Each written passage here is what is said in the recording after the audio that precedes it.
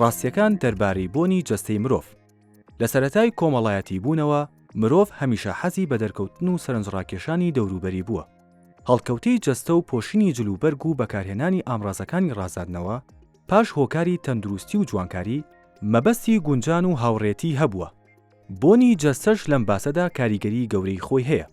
ئەمانەی خوارەوە کۆمەڵێک ڕاستی سەرنجڕاکێشن دەربارەی بۆنی جەستەی مرۆڤ.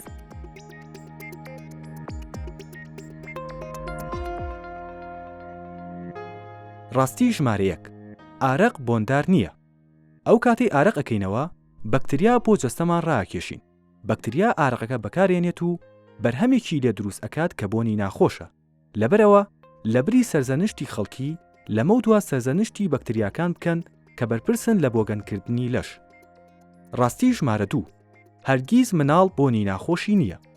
جگە لەو دۆخانەی کە مناڵان پیسایی ئەکەن بە خۆیانە، مناڵ بۆنی جەستەی ناخۆش نییە، هەتا ئەو کاتەی تەمەنی باڵغبوون دەست پێ ئەکات. ڕاستی ژمارە 3: بۆنکردن یەکێکە لەو هەستانەی کە کۆرپاز و فێری ئەبێت.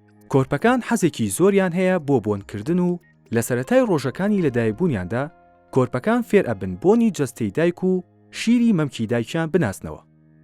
ڕاستی ژمارە 4: هیچ کەسێک لە دنیادا بۆنی تۆی لێ نایەت بە هەمان شێوەی پەنجەمۆر کە تایبەتە بە هەر کەس و لێکچوونی نییە لە دنیادا.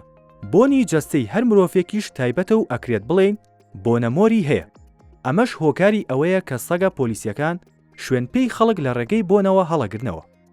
ڕاستی ژمارە 5: بۆنی مرۆڤ کاریگەری هەیە لەسەر پەیوەندیەکان. لەبەر ئەوەی بۆنی هەر کەس تایبەتە، ئەمە کارەکاتە سەر سەرنجڕاکێشانی نێوان ڕەگەزی نێرومێ.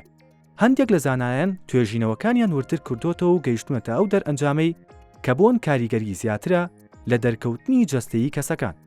ڕاستی ژمارە 6: جۆری خواردنەکانت کارەکاتە سەر بۆنی جەستەت. لەبەر ئەوەی یەکێک لە مەبەستەکانی ئارەقکردنەوە داماڵینی جەستەی مرۆڤە لەو ژەهرانی کە تێیدایە و سەرچاوەیەکی ژەهرەکانی جەستەش لە خواردن و خواردنەوەکانەوەیەن. ئەوەی ئەیخێنە دەممانەوە لە ئارەقکردنەوەماندا کاریگەری دەرەکەوێت. لەبەرەوە گۆڕینی هەڵبژاردەکانمان بۆ تەندروستەکان بۆنی جەستەش خۆشەکات.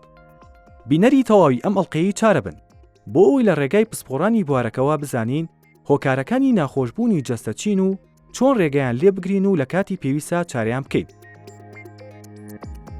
هەروەها لەم ئەڵقەیەدا بە وردی باز لە جۆرەکانی موعەتتەر و بۆنەکان ئەکەین و ڕێگەی ئاسان ئەخینە بەردەست بۆ کڕینی گونجاوترین بە پێی حەزی خۆتان و بۆنی جەستەتان. لەگەڵمان بن.